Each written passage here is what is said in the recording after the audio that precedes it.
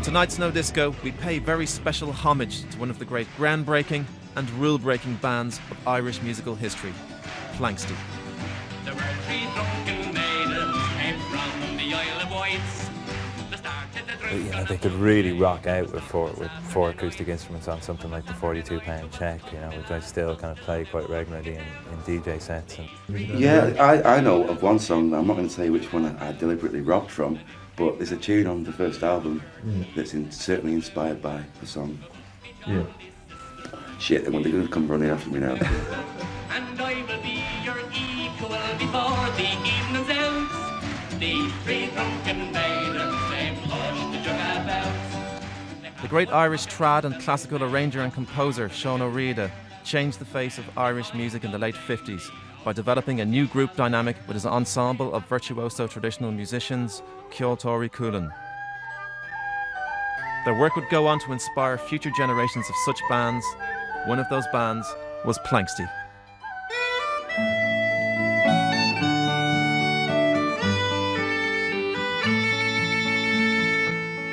Starting with the four original members of Andy Irvine, Liam O'Flynn, Donal Lunny and Christy Moore, Planxty began a musical journey in the early 70s, creating a unity of ballad singing, folk guitar styles, Eastern European music and American roots with traditional Irish music.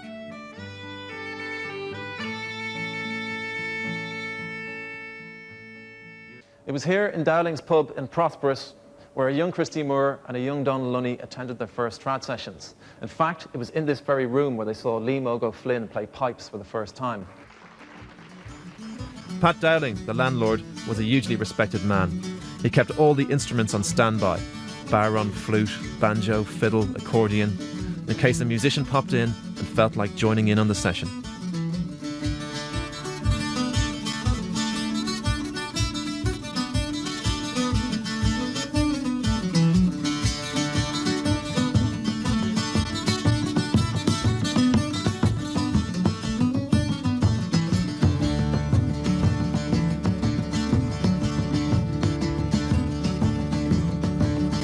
Well, I suppose with Liam, I was very fortunate, and the first piper I ever heard was Liam O'Flynn. He was from about 8 miles away, and I used to hear him playing in Prosperous. And I was just blown away by what I heard, by the sound of the instrument, when I didn't realise when I heard him that he was such a wonderful player. It was only as time went on I came to realise that he was a maestro,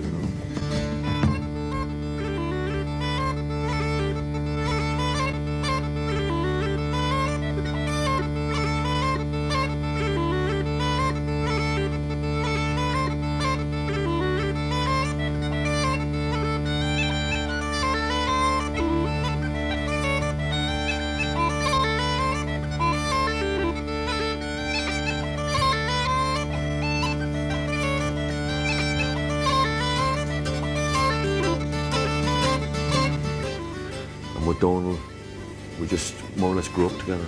We grew into music together.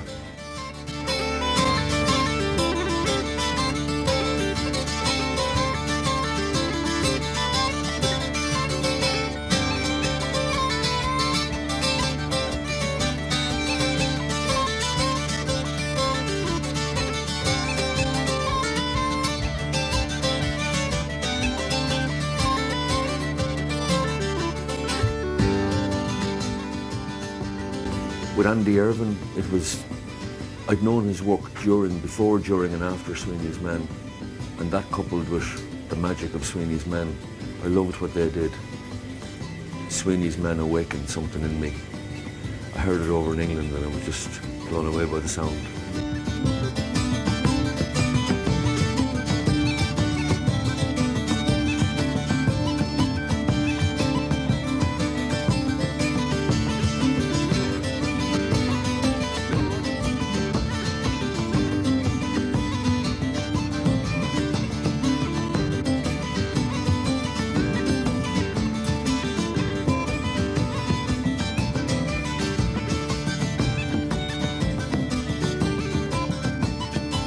Oh, he was big. He was huge on the English folk scene at that time, yeah. Yeah. I mean, I think just after that he'd said, would you do a gig for me in somewhere in the southwest of England, because I'm double booked. And he said, it's £15. I thought, that was a few pounds more than I was getting. And I got there and the guy said, ladies and gentlemen, he said, I'm terribly sorry, Christy Moore can't appear tonight, but he sent along, I can't remember his name, but here he is.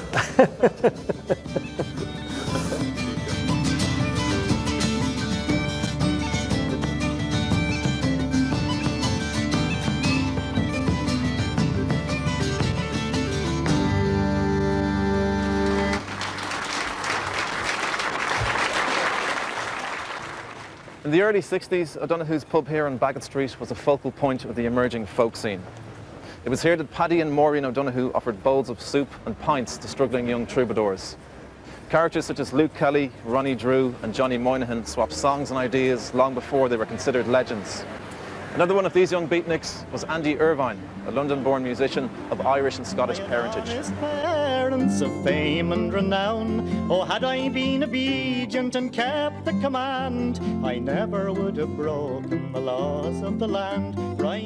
Long before Sweeney's Men or Planxty, this was the place where Andy sang English folk songs over a drone emanating from a broken cistern in the men's toilets. As it turned out, Andy would spend much of his musical career singing along to drones.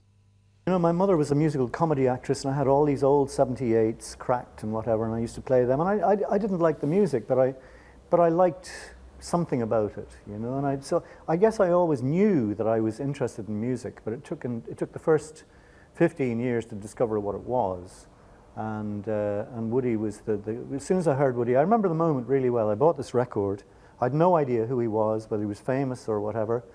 I put this record on, and the turntable was one of those automatic ones, you know, so it clicked, and I sat down and I waited, and the very first beat, I thought, yes, this is it, discovered it at last. The first incarnation of Sweeney's Men was formed around 1966 with Andy Irvine and his folk buddies Johnny Moynihan and Joe Dolan. Moynihan had introduced them to the Greek bouzouki, and together with Andy they initiated the famous mandolin bouzouki interplay that would later become a strong feature of Planxty's music. That was kind of invented by Johnny and me one night in his parents' kitchen, which I remember well. He was playing Rattling Roaring Willie, and he was trying to get the phrasing of the tune, and we suddenly decided to put a harmony to it, you know, and I think that was perhaps the beginning of the bouzouki mandolin interplay. I think the thing about Johnny is that he's never changed. You know, we've all evolved, but Johnny decided on his principles a long, long time ago, and he's never wavered from them since then. That was part. It was also the accents they sang in, and there was something very real for me about it. They weren't kind of chronicling the music. They were living it, and they had the lifestyle of it, and they were innovative. Johnny Moynihan is a very innovative man, you know. They were very exciting. Trapped in the middle of Ireland's showband era, Sweeney's Men stuck out like a sore thumb with their scruffy demeanour and innovative interpretations of Irish, Scottish and American folk songs. I was in Sweeney's Men for a year, 2 years, nearly.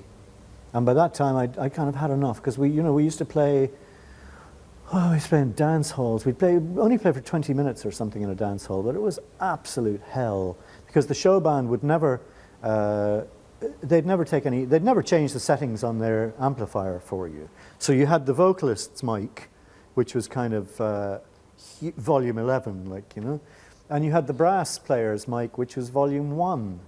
And the other two guys, if I was singing a song, the other two guys would be as close as they could to this big, Shure bulkhead mic, you know, going kind of hitting it as hard as they could, and maybe singing harmonies like that.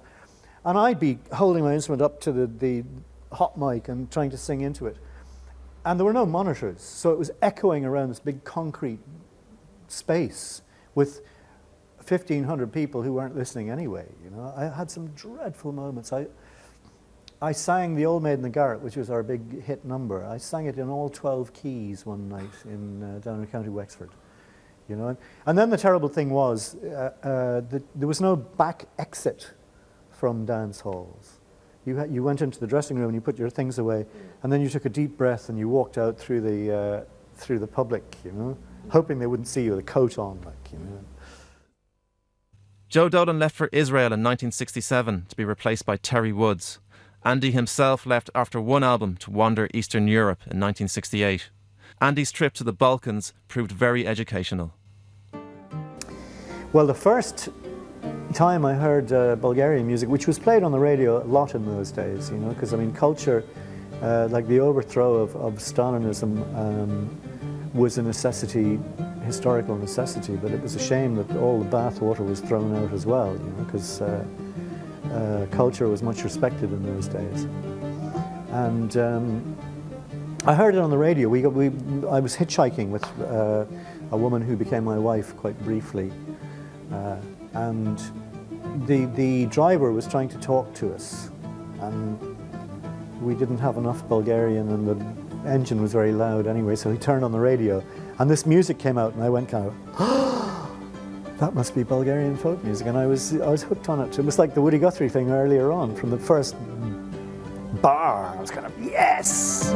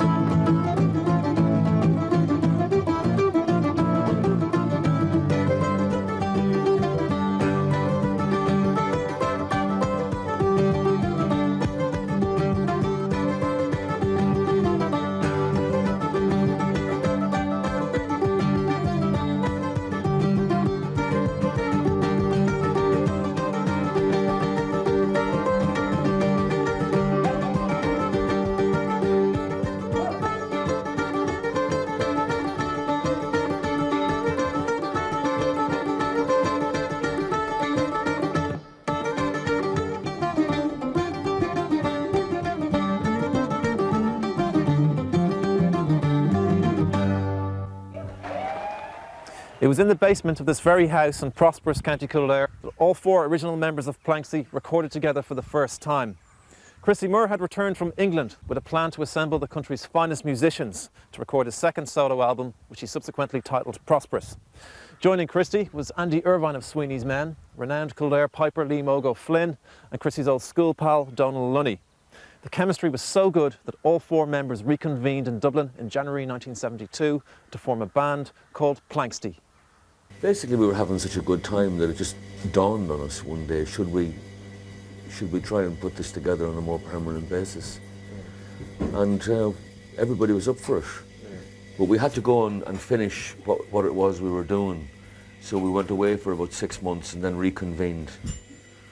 Liam ceased being a teacher. Donal ceased being a member of We Four. Andy came back from Bulgaria. I came back from Yorkshire. Yeah. And we started rehearsing.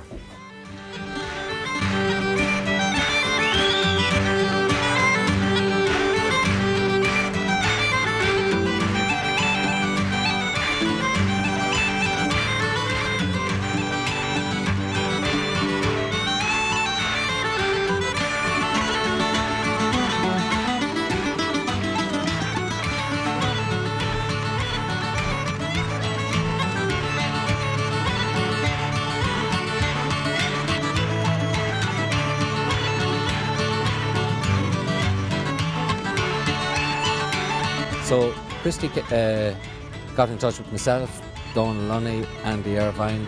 The idea we'd be his sort of special guests on the new album. And I can't even remember, you know, we didn't sort of spend a huge amount of time rehearsing or anything like that. And there's a house outside, a family outside Prosperous, the Éirinn family. And we used to have sessions in the basement of this great, wonderful old house, Rinn's house. And we decided to record the album in the basement, in the house.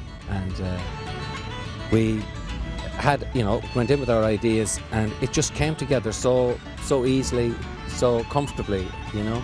And the result was, really exciting. You know, a sort of a new feel, a new sound, actually. Yeah.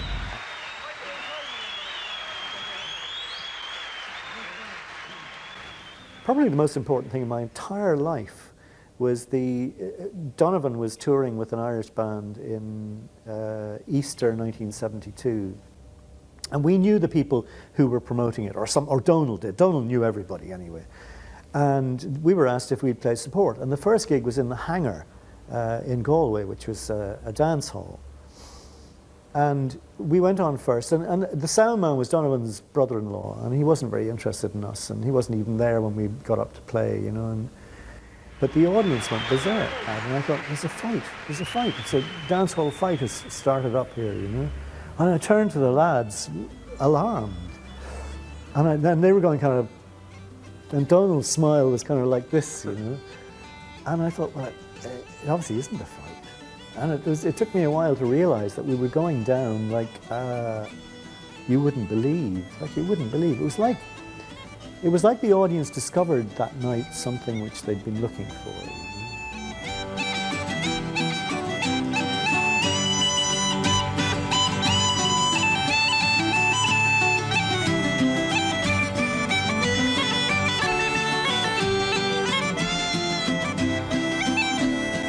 Des had to go and ask Donovan it was okay to play an encore. And my recollection of that tour, which was about 6 gigs, was that apart from the Dublin one, we blew him off the stage every night. What's widely known as the first period of Planxty, between 1972 and 1975, they recorded 3 vibrant albums, titled Planxty, Well Below the Valley, and Cold Blow and the Rainy Night. You know, the energy that comes from that sort of chemistry, it's all there in the music, and that sort of, you know, excitement. And people who heard, you know, Planxty for the first time, I think that, you know, you instinctively become aware of that. Like the musicians, it's happening for the musicians. An audience really is turned on by that. And people were turned on by it. I mean, when we started Planxty, we decided, you know, we'd give it like 3 months. And if nothing was happening, then fair enough. In 3 months, the thing had really taken off, and it was, you know, it was like a runaway train. Like you couldn't get off.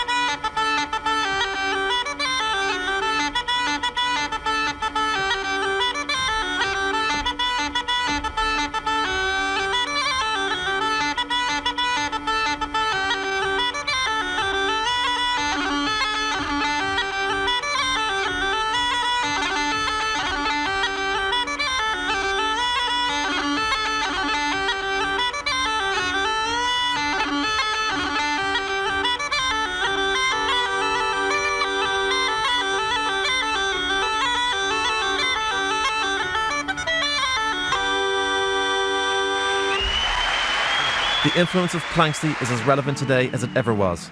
From Irish acts such as David Kitt and the Frames, to Manchester's Doves, to Kentucky's Will Oldham, and far beyond, their sense of adventure resonates from generation to generation.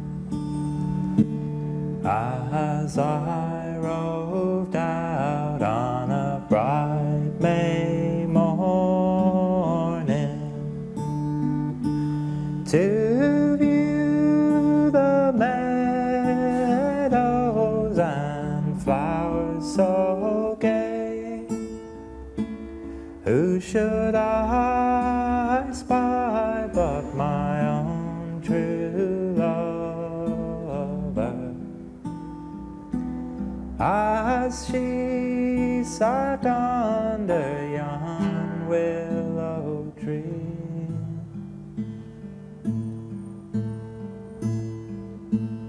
I took off my hat and I did salute her. First time I heard Planxty was on my way to, I was going to Paris for the summer to work in an Irish bar, and I was just in Dublin airport and I kind of wanted to take something, you know, some Irish music. It was kind of my first time living abroad and on my own, and wanted to take some traditional music with me. And so I was in Dublin airport and I'd heard bits about Planxty, and you know, I mean, as I knew Christy Moore was in Planxty, and you know, I liked some of his songs, and Donal Lunny was in Planxty, and I'd always admired Donal Lunny.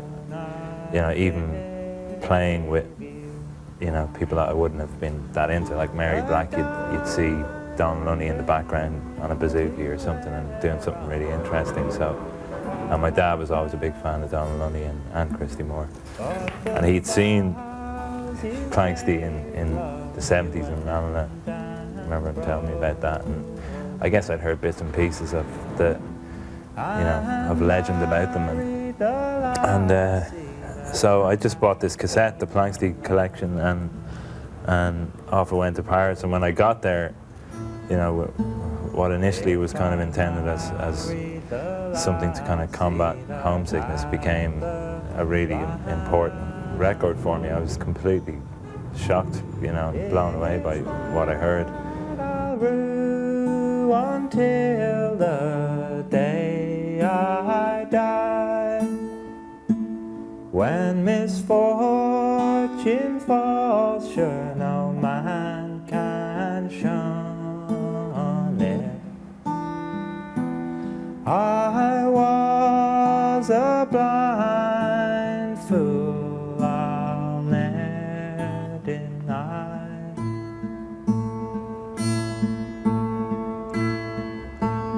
Now at nights when I go to my slumber,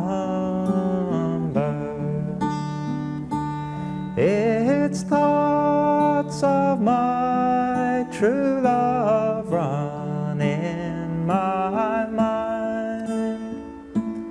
When I turn around to embrace my darling,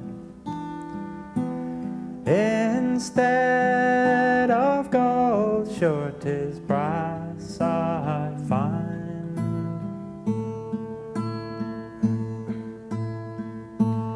And I wish the Queen would call home her army from the West Indies, America and Spain, and to every man his wedded woman, in hopes that you and I will meet again.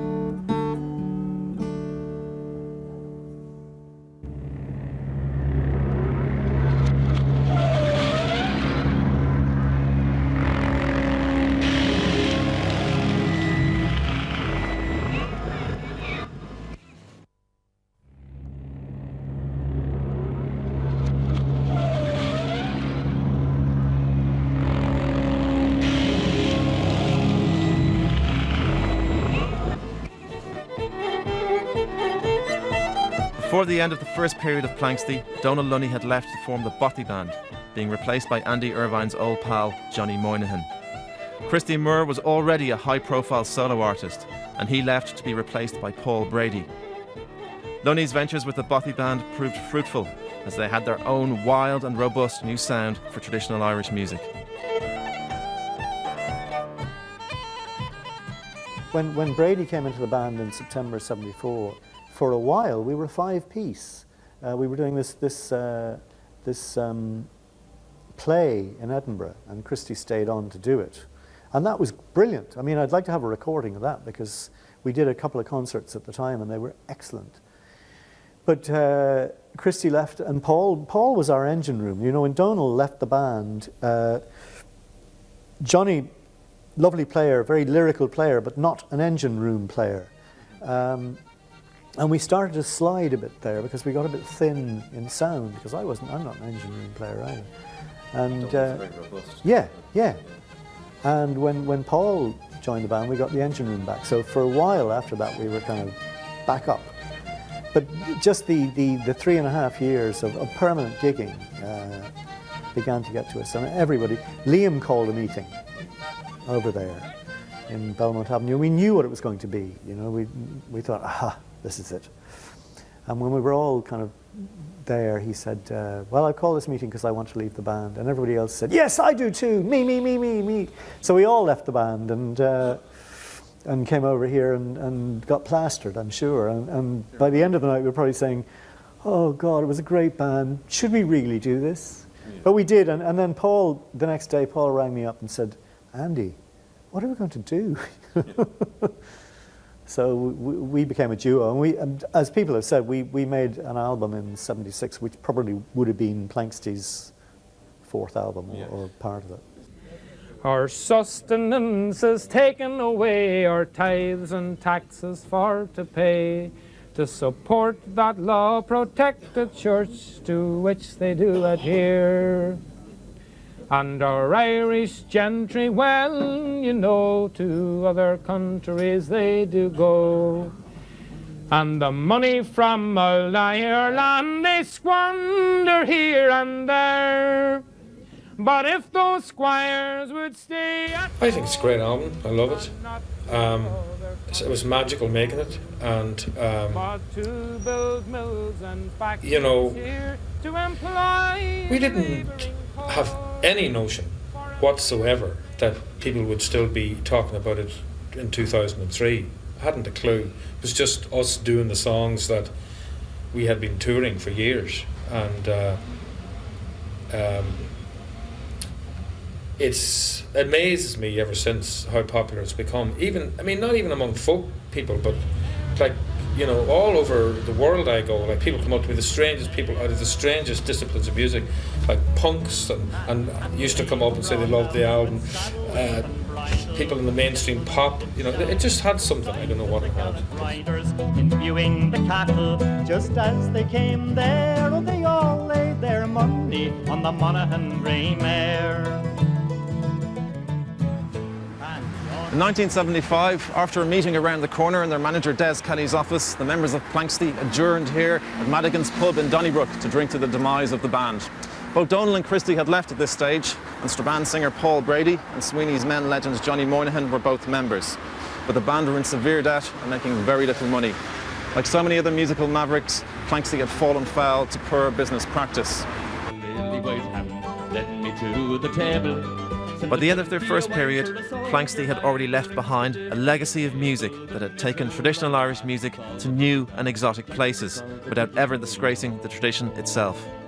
There were, of course, a few detractors who disapproved of musicians such as Liam O'Flynn joining a band of guitars, bouzouki's and mandolins. When she got up and I lay down, said, "Lassie, are we able?" But Matura, yeah, fall the doodle da, diary fall the doodle dairy I think the only one who might have suffered that a little bit might have been Liam in the early days, and some of the more conservative elements of, say, the piping world and of the traditional music world might have thought it was a bad move for Liam to be playing with guitars and mandolins. But then once the band recorded and once the band started playing, I mean, people like Seamus Ennis gave the band his blessing, and generally the few critics, most of them came around. There still would be a few of them there, you know, but so what? I mean, we weren't making music for anybody except ourselves, and we were happy with it. This was a sort of a new direction. You know, traditional musicians were unused to that sort of approach and so on. And as indeed I was myself, but I've always had a terrific musical curiosity, I suppose. But I also knew that the people involved very well and respected their music.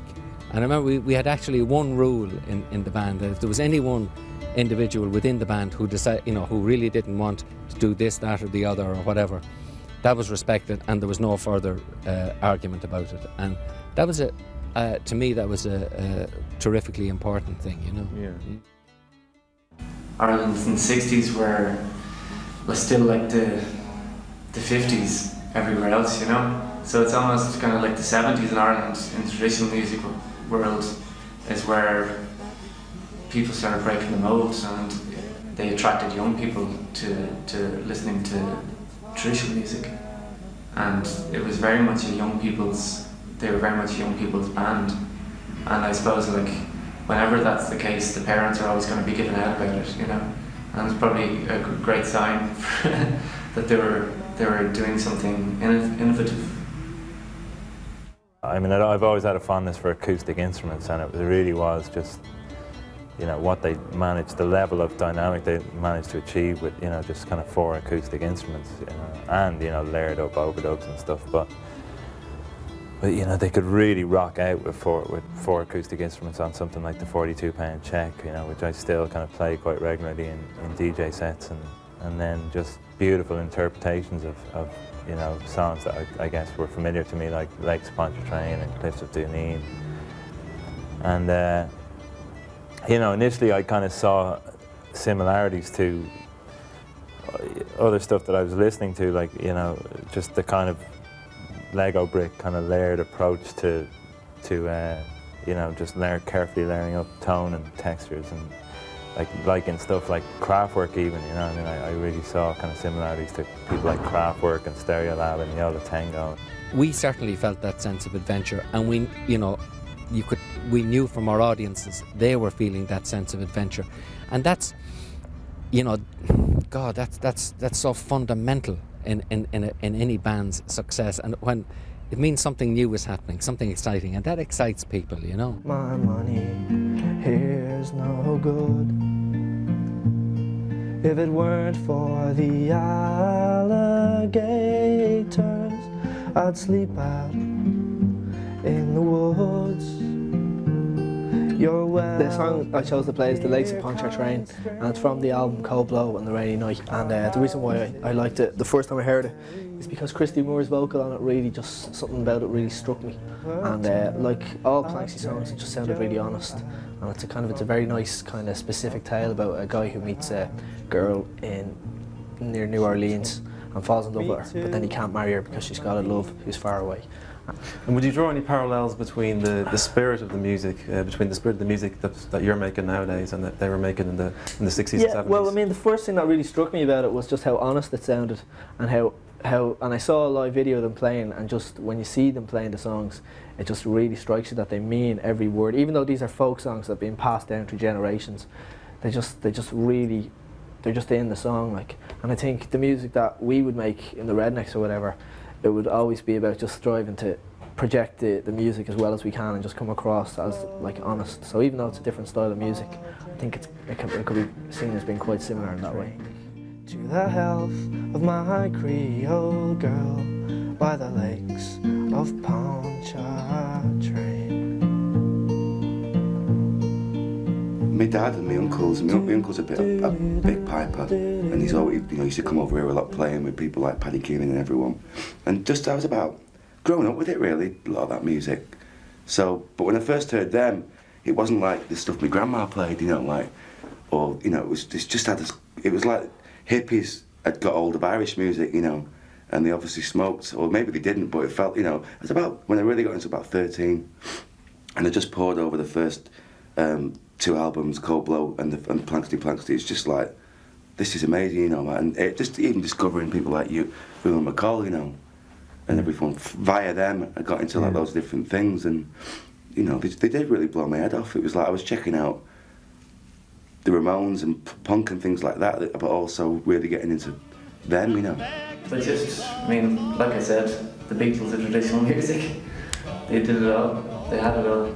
Roving in the night, we'll go no more a-roving, let the moon shine so bright.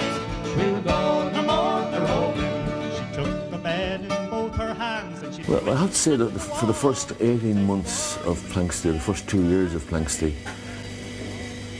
was maybe some of the most exciting times, particularly when the band was taking off, because it was like there was a generation of people being turned on to this music that we were playing, and were discovering their roots and their heritage and their Irishness the same way as I did with the Clancy brothers. It was just a huge turn on, you know, and to be part of that and to be up on stage providing that it was a tremendous buzz. Yeah.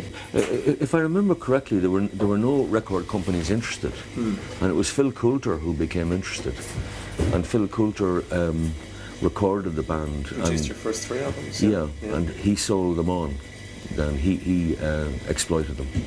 Really? Yeah. So there was, I mean, Planxty, as great as you were, you didn't have the business things sussed in the early days? No, not at all. Was that the time? Was that the 70s? Was that the nature of the climate and the... Well, I think the scene we emerged from didn't have any business acumen in it. It was the folk scene, basically. It was the ballad scene that was... There weren't business people involved in it. So we didn't have any knowledge of all that. But that said, none of the record companies, be it the independents or the nationals or internationals, were interested initially. It was only when Coulter recorded us that they became interested. Yeah. One thing I'd like to make it very clear, I am immensely proud of what I did with Planxty. And I think that at that time it was something very, very special, and continues to be something very, very special. In point of fact, with my hand on my heart, I would say that I have heard nothing since Planxty that gives me the same excitement. I've heard nothing that moves the goalposts the way Planxty did. I've heard nothing that has the same dynamic as Planxty, but nothing that has the same energy, that same originality, that same fusion of things.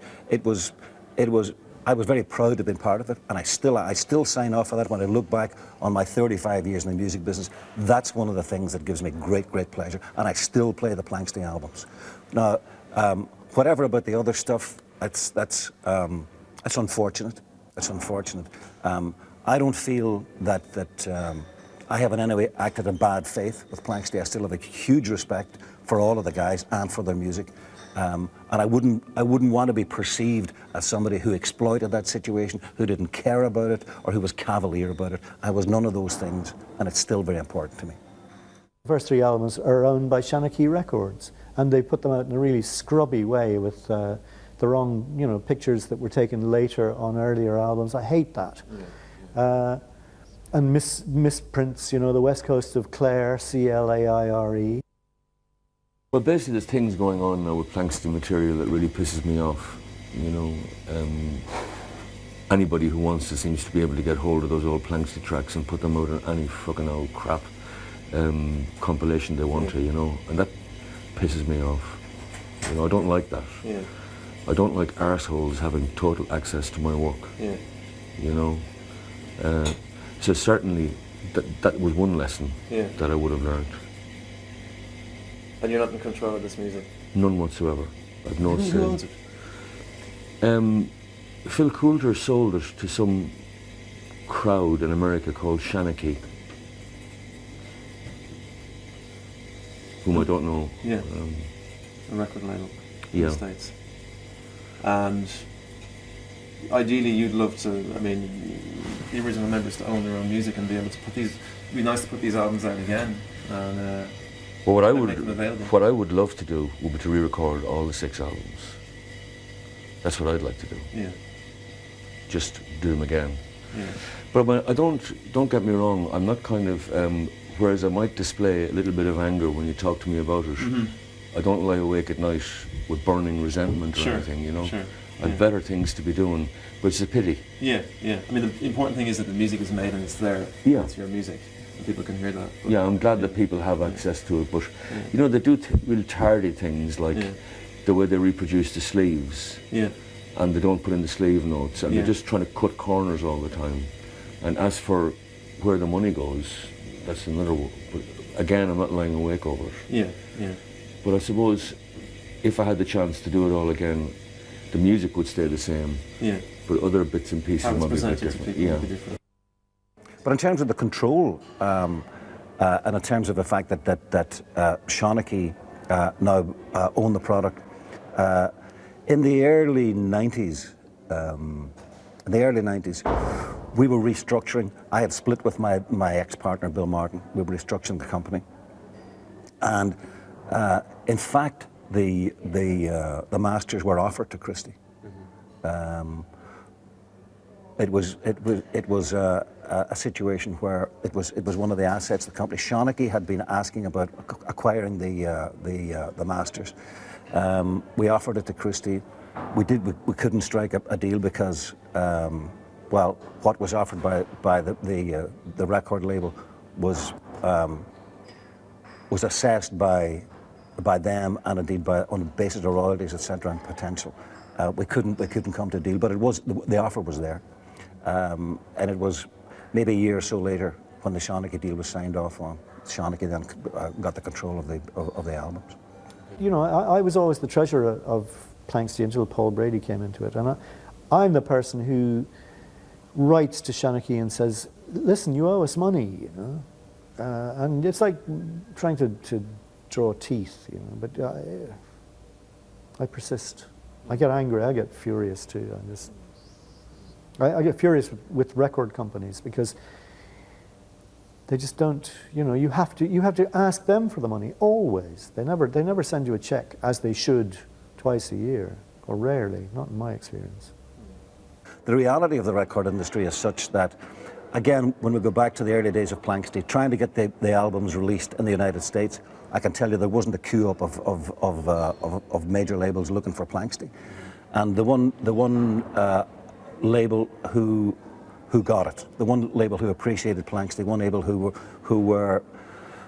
were themselves very keen on the whole acoustic world and world music. They were a couple of guys who had signed the likes of the Chieftains, Ladysmith Black Mambazo. These were guys who were doing things in music that no other American record label were doing, and they were very keen on Planxty. So we were glad to get a deal, albeit a small and an independent label. Now, no label is perfect. They certainly made mistakes, and I wasn't thrilled with some of the artwork and things, etc. But you know, that's the chance that you take, and to have every artist, every producer, every songwriter would love to have ultimate control over his product. That's a luxury that very few of us actually ever have. In late 1978, all four original members of Planxty reformed the group. Donal Lunny left the Bothy Band and brought with him the great flute player Matt Malloy, who later went on to play with the Chieftains. The second period of Planxty began with the album After the Break, recorded here at the famous Windmill Lane Studios in Dublin. Here's the health to the reams of married life, the soap, the suds and blue. Hearts through love and pate and starched in the washing soda too. The first three albums have a lot of youthful energy about them, the novelty, etc. But for me, and I know I'm in a minority here, I prefer the second three albums because I think musically they're more intricate.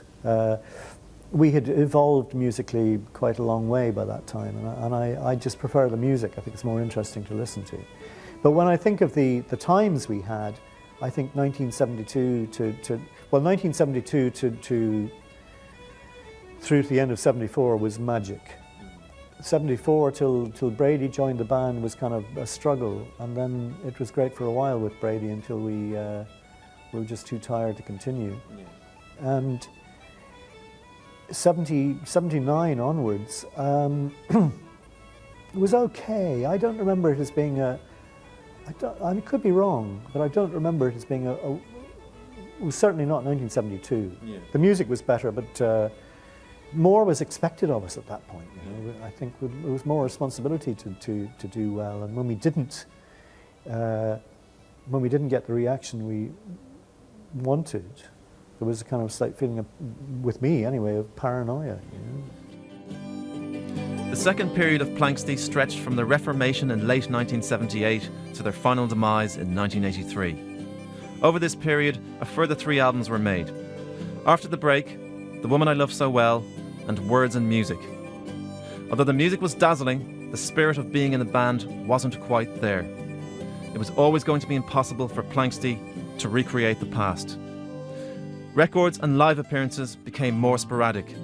The Woman I Love So Well came out in 1980 and featured the additions of Noel Hill on concertina, Tony Lennon on fiddle, and Bill Whelan on Fender Rhodes. Their final release was Words and Music in 1983. Christy and Donal moved on to Moving Hearts, and Liam and Andy kept the Planxty name with a variety of lineups, performing live but never recording again. Lie still, me little Musgrave, and hug me from the cold. When I think of Planxty, or when you mention Planxty to me, it would be the early time that would always spring to mind. It was different. You know, I suppose we were a bit more road weary at this stage. We'd been around the block a few times. And I mean, I know it's 20 years ago, but we'd still been around the block a few times, even then. So it didn't have the freshness or the vitality. And the tours were very, very arduous. I remember that particular 1978-79 time, we did some crazy touring. But the 2 hours every night was always pretty good, but the other 22 could have been difficult enough. The original members of Planxty did squeeze in one more memorable performance at the 1981 Eurovision Song Contest. While Europe was celebrating the genius of Bucks Fizz, Planxty were quietly, elegantly supplying the interval performance with a unique piece of music by Bill Whelan called Time Dance. 14 years later, Whelan was back at the Eurovision with another piece of music spawned from Time Dance and called River Dance.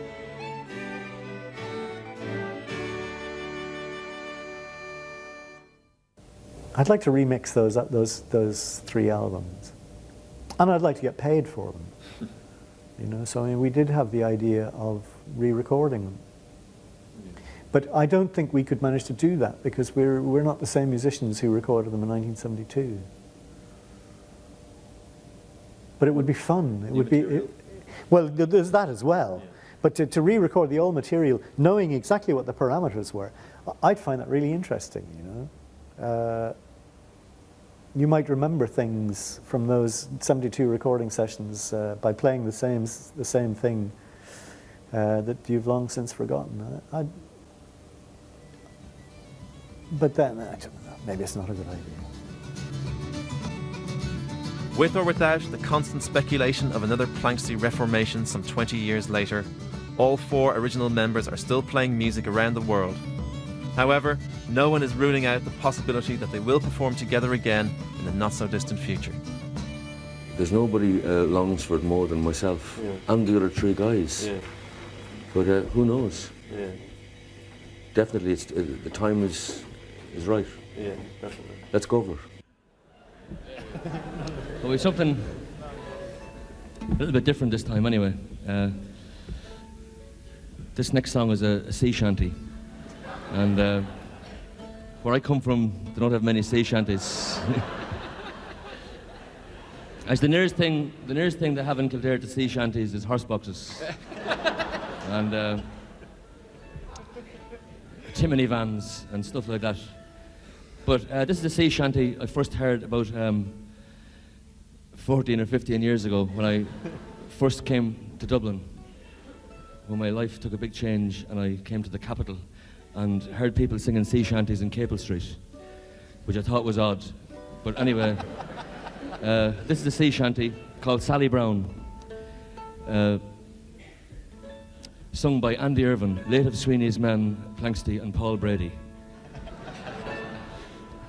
Started off there.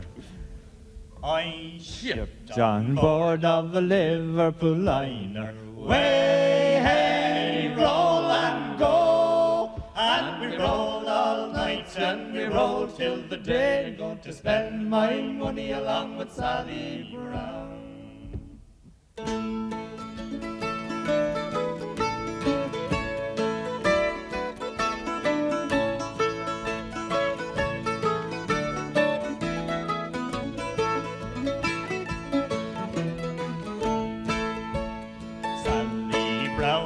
A nice young lady. Way, hey, roll and go. And we rolled all night and we rolled till the day. Going to spend my money along with Sally Brown. She's tall and she's dark, but she's not too shady. Way, hey, roll and go. And we rolled all night and we rolled till the day. Going to spend my money along with Sally Brown. Her mother doesn't like no tarry sailor. Way, hey, roll and go. And we roll all night and we roll till the day. I'm going to spend my money along with Sally Brown. She wants her to marry a one-legged captain. Way, hey, roll and go. And we roll all night and we roll till the day. I'm going to spend my money along with Sally Brown.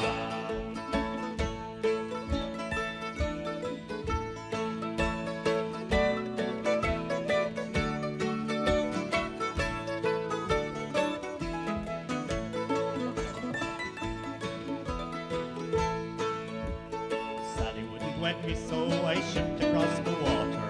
Way, hey, roll and go. And we roll all night and we roll till the day. Going to spend my money along with Sally Brown. And now I am courting Sally's daughter. Way, hey, roll and go. And we roll all night and we roll till the day. Going to spend my money along with Sally Brown. I shipped on board of a Liverpool liner. Way, hey, roll and go. And we roll all night and we roll till the day. Going to spend my money along with Sally Brown.